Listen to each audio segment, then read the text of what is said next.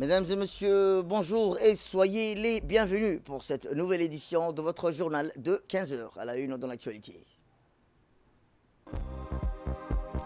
À la une dans l'actualité nationale, Djibouti valide son 5e rapport biennal du PDDA.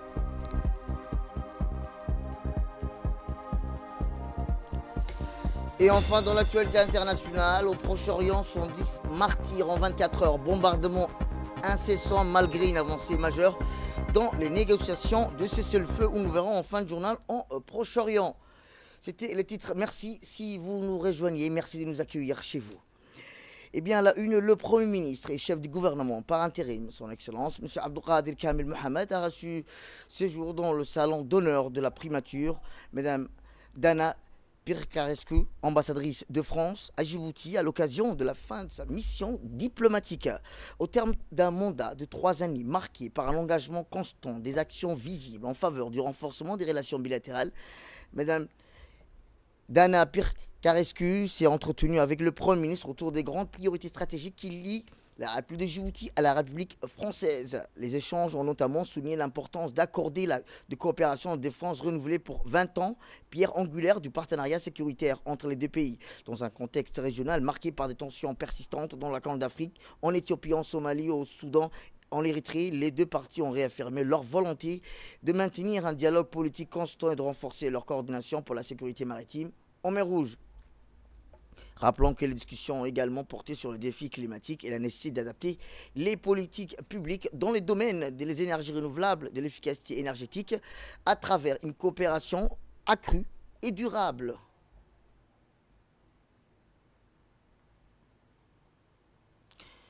Direction l'Amérique latine, à Bogota, capitale de la République de Colombie, qui a abrité du 15 au 16 juillet la conférence ministérielle d'urgence sur la Palestine. Plus de 60 délégations d'États et d'organismes multilatéraux ont répondu à l'invitation adressée conjointement par le ministre colombien des Affaires étrangères, Mme Laura Sarabia, et son homologue sud-africain, Ronald Lamola. La République de Djibouti a été représentée par Adel Mohamed Dileta, ambassadeur auprès des pays du Benelux et scandinave de l'Union européenne et représentant permanent auprès de la Cour pénale internationale de justice, et par M. Nasser Mohamed Ousbou, ambassadeur de Djibouti pour les pays de l'Amérique latine, des Caraïbes, avec résidence à Cuba. Rappelons que nos deux ambassadeurs ont martelé à cette occasion que la République de Djibouti, sous l'impulsion de son président de la République, son Excellence Ismaël Omar Guelleh, n'a jamais dévié sa position de soutien, de solidarité envers le peuple palestinien qui connaît le chapitre le plus sombre de son histoire. Les participants à la réunion de Bogota ont unanimement adopté les résolutions appelant à l'arrêt de l'agression sioniste et à la poursuite des présumés auteurs pour génocide et crimes contre l'humanité. Par cet acte adopté à l'unanimité, la conférence ministérielle de Bogota redonne un nouveau souffle aux batailles judiciaires internationales. La République de Djibouti était signataire, et étant signataire plutôt de la déclaration de Malabo, qui a soumis son 5e rapport d'examen biennal par le biais du ministère de la Culture, point focal du programme détaillé de développement de la culture en Afrique. C'est dans la région d'Arta que l'atelier de 2 jours a été clôturé par la présentation d'un rapport de données consolidées et résultats présentés par le coordinateur national et expert régional, M. Ibrahim Jam Ismail. Le rapport de l'examen biennal a été adopté par les représentants sectoriels de Djibouti, qui ont par la même occasion soumis des recommandations aux partenaires techniques tels que l'IGAD, l'Union africaine, la Commission de l'Union africaine et les partenaires techniques, et activement soutenus par les États membres dans la collecte, la diffusion, l'analyse de données pour l'examen biennal. Il convient donc de poursuivre les efforts pour relever ces défis, afin de garantir que les rapports de l'examen biennal reflètent une évaluation précise, significative des résultats obtenus dans le cadre des objectifs de Malabo. Le plan d'action du PDDA. Actuellement, l'IGAD joue un rôle clé dans le PDDA en s'engageant et en contribuant au processus au niveau continental, régional et national. Les données sont le fondement du développement et du renforcement de la résilience. En tant que secrétariat de l'IGAD, nous sommes fiers d'avoir établi un partenariat avec le gouvernement djiboutien par le biais du ministère point focal du programme, qui est en l'occurrence le ministère de l'Agriculture, dans le cadre de cet important projet. Mesdames et messieurs, nos remerciements vont à toutes les parties prenantes aujourd'hui et aux experts nationaux qui ont activement contribuer à la collecte des données et réalisation de ce rapport d'examen biennal qui sera soumis par la suite à la Commission de l'Union africaine par le biais du système IBR. À son tour, le directeur de la culture, M. Mourtar Mohamed, a dans son mot de clôture souligné l'importance de cet examen biennal pour Djibouti. Écoutons-le. Dans le cadre du processus de suivi et d'évaluation de la mise en œuvre de la déclaration de Malabo sur la croissance accélérée de l'agriculture de l'Afrique. Votre présence nombreuse dans cette magnifique ville d'Arta, à l'occasion de cet atelier, témoigne de votre engagement fort et partagé pour faire de l'agriculture un vecteur de transformation économique, de sécurité alimentaire, de création d'emplois et de résilience, en particulier dans notre pays. Je souhaite également exprimer ma profonde gratitude à l'autorité intergouvernementale pour le développement, l'IGAD, et en particulier à Monsieur le directeur de l'agriculture et de l'environnement de l'IGAD pour sa présence et son accompagnement technique constant dans le cadre de ce processus continental. L'objectif de notre rencontre aujourd'hui est crucial. Valider de manière collective et rigoureuse les données relatives aux indicateurs de performance agricole. Environnement, cette fois-ci, où le ministère de l'Environnement a organisé au Sheraton Hotel ce matin un atelier de validation du plan d'action contre la désertification sur le territoire à travers des stratégies établissant des projets ambitieux. Unissant plusieurs pays concernés, le Saharo-Sahélien, la République de Djibouti avec ses pairs contribue à une initiative de réforestation à travers l'édification de la grande muraille verte de Dakar à Djibouti. Le changement climatique qui s'est traduit notamment par une modification du régime de précipitation et des donné lieu à des inondations et des fortes sécheresses. Ces sécheresses successives ont entraîné une dégradation des pâturages, le tarissement des points d'eau et la diminution du cheptel. La Grande Muraille Verte est une opportunité pour inverser cette tendance à travers divers objectifs qui comportent la lutte contre la désertification, la restauration des terres, la création d'emplois et développement économique et l'amélioration des conditions de vie et enfin le renforcement de la résilience face au changement climatique. Du contexte national et international. En effet, cette révision de notre stratégie et plan d'action de 2011 est d'une importance capitale, car elle représente une occasion de revoir nos objectifs, de renforcer nos actions de lutte contre la désertification et les changements climatiques, et d'aligner nos priorités sur les objectifs régionaux et nationaux.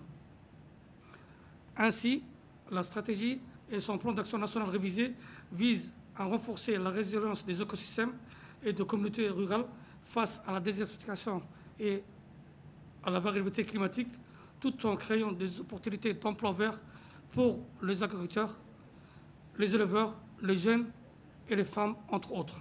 Le processus de préparation de la stratégie révisée est passé par plusieurs étapes pour aboutir au document qui vous est soumis aujourd'hui en tant que document de travail. On reste toujours dans le domaine environnemental ou dans la continuité des efforts nationaux pour la valorisation et la protection des écosystèmes marins. Une mobilisation citoyenne s'est tenue hier après-midi à la plage Cesta, portée par le collectif de jeunes Action Climat. Ce rassemblement à forte dimension symbolique avait pour objectif de soutenir l'inscription des plages naturelles Cesta, Moucha, Douda au patrimoine mondial de l'UNESCO dans le cadre du réseau mondial de réserve biosphère. En effet, la République de Djibouti, à travers le ministère de l'Environnement et du Développement durable, portera cette année à l'UNESCO son premier dossier d'inscription de 2 écosystèmes marins uniques et exceptionnels. Ainsi, le dossier portant sur la bande côtière allant de Godoria aux îles des 7 Frères, ainsi que celui couvrant île Moucha, Maskali, jusqu'à la réserve naturelle de Douda, sera officiellement soumise à l'UNESCO en septembre prochain. Des plages, nous avons comme partenaire le ministère de l'Environnement, l'ambassade de France, que nous remercions. Et Djibouti aujourd'hui, au sein international, a opté pour l'inscription à l'UNESCO les plages à l'île Maskali et l'île Moucha.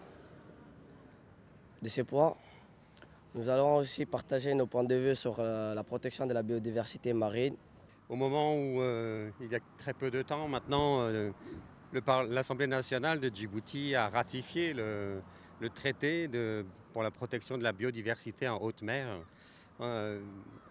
On sent qu'il y a un vrai élan de ce pays, de toute la population. Et aujourd'hui, avec les jeunes sur la plage de la Siesta et le comité Action Climat, on le voit encore aujourd'hui. Donc les jeunes, la population djiboutienne se mobilise pour la biodiversité. Écoutons à présent M. Mohamed Elmi Absié, sous-directeur de la biodiversité au ministère de l'Environnement. Alors, on est réunis aujourd'hui pour soutenir la démarche effectuée par les jeunes de Djibouti, dénommé Comité Action Climat, en faveur du dossier d'inscription que porte la République de Djibouti au niveau de l'UNESCO. C'est une première pour Djibouti. Djibouti ambitionne d'inscrire des sites exceptionnels, des écosystèmes marins et terrestres au niveau du réseau mondial des réservoirs de biosphère. Les dossiers comportent 2 sites. Le premier où nous trouvons aujourd'hui, qui part des îles Moucha Maskali en passant par cette partie côtière de la République de Djibouti, de la capitale, la plage Sesta, jusqu'à Douda d'Amerjog, qui va porter le premier dossier d'inscription. Le deuxième dossier, on était la semaine dernière, le week-end à Obok, pour soutenir le conseil régional et la préfecture d'Obok pour l'inscription de cet écosystème aussi marin, de Godoria, Gorhanga, Rassian, jusqu'aux îles des Sept Frères. Alors, c'est un dossier de candidature et nous avons la chance d'être appuyés non seulement par le conseil régional, mais aussi par la jeunesse djiboutienne qui s'est mobilisée aujourd'hui pour soutenir ce dossier d'inscription. Une journée de soutien pour les 2 premiers dossiers de candidature de la République de Djibouti dans le cadre du programme L'homme et la biosphère de l'UNESCO. C'est l'occasion pour saluer globalement les efforts du gouvernement dans la protection de son patrimoine, qu'il soit culturel, qu'il soit documentaire, mais aujourd'hui c'est surtout le patrimoine naturel qui est au cœur de nos préoccupations.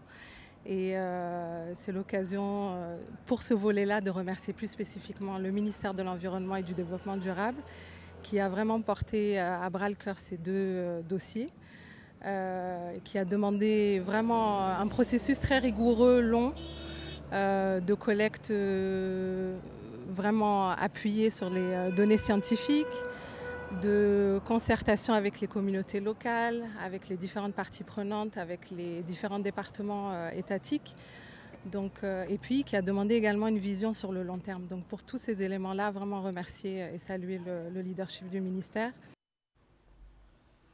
Culture à présent, où hier soir, la salle d'exposition des archives nationales a vibré au rythme de la créativité djiboutienne. À l'occasion du vernissage officiel de l'exposition Vente, regards croisés, les mouvements artistiques revisités par la jeunesse djiboutienne. Eh bien, cet événement a été organisé par le département des études et des formations artistiques et culturelles de l'Agence nationale pour la promotion de la culture. Rappelons que ces projets pédagogiques ambitieux ont offert une plateforme d'exposition à des jeunes étudiants et étudiantes en art, leur permettant de proposer une rélecture personnelle, sensible et visuelle des 5 grands courants artistiques majeurs, à savoir le classicisme, l'harmonie de la raison, le baroque, le drame en mouvement, le fauvisme et le cubisme, la réforme fragmentée, et l'expressionnisme, la violence du ressenti. Plus de 50 œuvres originales réalisées sur support rigide ont été présentées au public. Certaines ont été acquises dès la soirée d'ouverture, témoignant de l'engouement du public pour l'audace, l'engagement et le talent de cette nouvelle génération de créateurs. Chaque œuvre exposée est accompagnée d'un texte explicatif, d'une citation inspirante ainsi que d'une note d'intention rédigée par l'artiste. C'est un travail qui est fait en partenariat avec l'Agence nationale pour la promotion de la culture au fait. Et l'agence, en fait, vraiment, on est entouré d'une équipe motivée et vraiment impliquée par rapport à la jeunesse djiboutienne.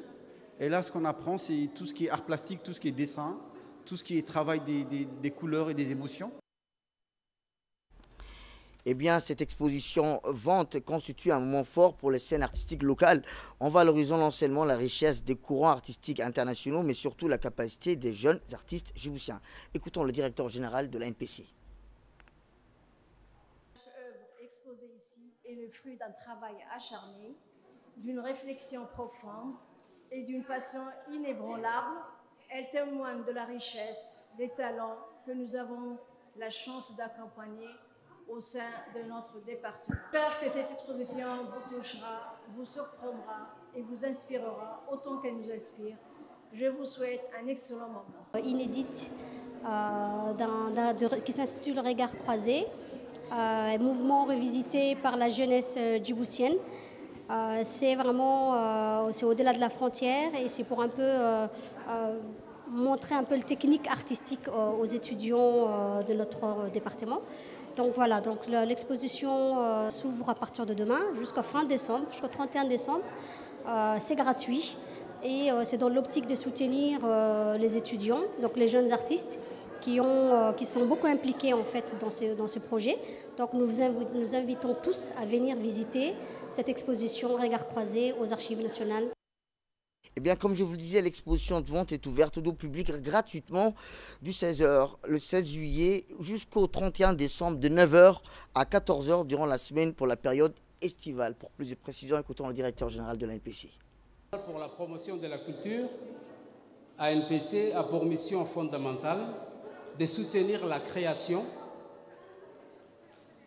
artistique, de valoriser notre patrimoine culturel et d'accompagner la jeunesse dans ses parcours d'expression, de formation et d'innovation. À travers ces différents départements, Archives nationales, Bibliothèque nationale, le musée et notamment le DEFAC, Département des études de formation artistique et culturelle, l'ANPC s'attache à offrir aux jeunes talents, comme ce soir, des espaces d'apprentissage, de création et de rayonnement. Ces vernissages illustrent parfaitement cet engagement. Les œuvres présentées ce soir sont les fruits du travail des étudiantes qui vous entourent et étudiants de la filière Fashion, Design et Business du DEFAC, réalisé sous la direction artistique de M. Ahmed Hussein Djibah,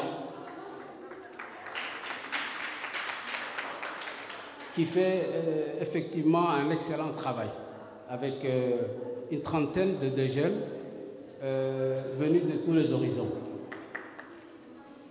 À travers ces tableaux, les jeunes artistes se sont appropriés et ont réinterprété 5 grands courants de l'histoire de l'art, du classicisme à l'expressionnisme.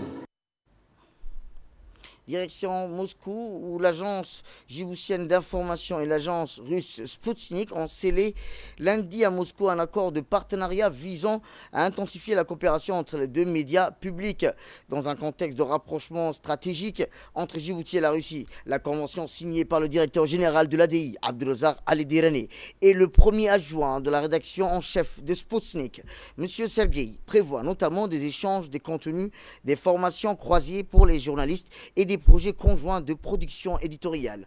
La cérémonie de signature s'est tenue au siège de Sputnik en présence de hauts responsables des deux institutions, parmi lesquels M. Nasser Fahmi Abdallah et Ismail Omar Hussein, respectivement directeur général adjoint et journaliste de l'ADI. Cet accord a été rendu possible grâce au concours personnel du chargé d'affaires de l'ambassade de Djibouti à Moscou, M. Harbi Moussa Saïd, et M. Vladimir, attaché de l'ambassade russe à Djibouti. Rappelons que cette convention constitue une étape importante dans notre volonté de diversifier nos partenariats et de nous donner une visibilité accrue aux voix africaines dans le paysage médiatique international, a déclaré M. Dirani, saluant un tournant vers une coopération éditoriale équilibrée et mutuellement enrichissante. Ainsi conclut M. Dirani. On reste toujours dans le domaine médiatique, mais cette fois-ci, retour à Djibouti, où fidèle à sa mission de renforcer les capacités des professionnels de l'information et de promouvoir un journalisme éthique et inclusif. L'Union de la presse francophone de Djibouti a organisé à l'Institut d'études diplomatiques de Djibouti un atelier de formation intitulé « Femmes et médias ». Animé par le journaliste chevronnier Hassan Maki, cette session a pour objectif de sensibiliser, d'outiller les journalistes djiboutiens sur les enjeux liés à l'égalité des genres, à la représentation des femmes dans l'espace médiatique à travers des échanges interactifs, des exemples concrets. Les participants explorant le rôle crucial des médias dans la construction des perceptions, la lutte contre les stéréotypes, ainsi que la valorisation des contributions économiques, sociales et démocratiques des femmes. Rappelons que cet atelier bénéficie du soutien de l'ambassade de France à Djibouti qui réaffirme son engagement en faveur de la promotion de l'égalité des femmes, hommes et de la liberté de la presse. Appuyer toutes les formations et les ateliers que vous organisez. D'abord parce que nous sommes un pays aussi, comme tous les autres, comme le disait Kennedy, en transformation. Et que vous êtes, vous les journalistes, en avant-poste de ces transformations, qu'il est important de montrer en miroir, en fait, et de manière à anticiper et de mieux gérer ces transformations pour, comme le prononçaient les mots Kennedy, que je ne vais pas répéter, mais pour un meilleur équilibre général. Eh bien, dans son mot d'ouverture, M.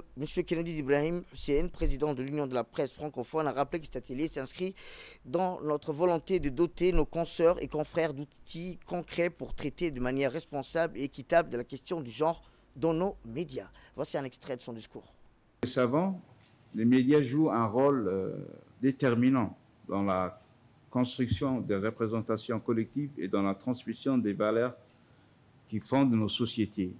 À Djibouti, comme ailleurs, malgré les progrès encourageants, les défis persistent. Les femmes restent trop souvent sous-représentées dans le milieu des médias.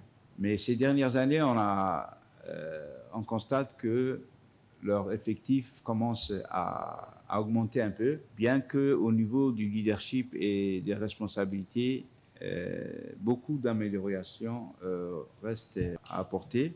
Elles sont cantonnées souvent à des stéréotypes. Or, notre responsabilité des journalistes est immense. Nous avons le pouvoir et le devoir de donner la parole, de donner à voir et de donner à comprendre. Cet atelier Femmes et Médias est une invitation à réfléchir ensemble, mais surtout à agir concrètement. Il s'agit de doter chacun et chacune d'entre nous d'outils pour traiter de manière plus équilibrée et plus juste les questions liées au genre et à l'égalité et aux droits des femmes. Il s'agit aussi de renforcer notre engagement collectif pour mettre en lumière la contribution inestimable des femmes à notre économie, à notre culture et à notre démocratie. Donc, ce n'est pas uniquement les médias, mais les femmes doivent s'imposer dans tous les domaines. Dans l'actualité internationale, 70 martyrs en 24 heures. L'occupation poursuit le bombardement des tentes des déplacés, tandis que les négociations sur Gaza ont enregistré un progrès significatif au cours des dernières 24 heures. Les médias ont rapporté que les négociations indirectes concernant la bande de Gaza ont réalisé un progrès significatif au cours des dernières 24 heures et que la voie est désormais ouverte vers la conclusion d'un accord.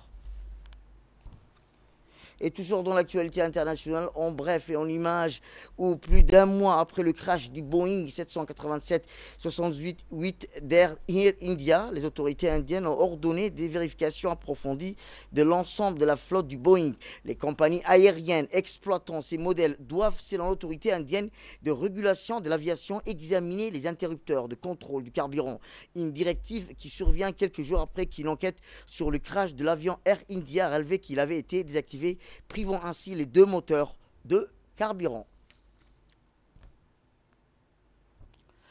C'est la fin de cette édition. Merci à vous de nous avoir suivis. Restez avec nous pour la suite de nos programmes télévisés. Le programme continue sur Télé Djibouti. Restez avec nous.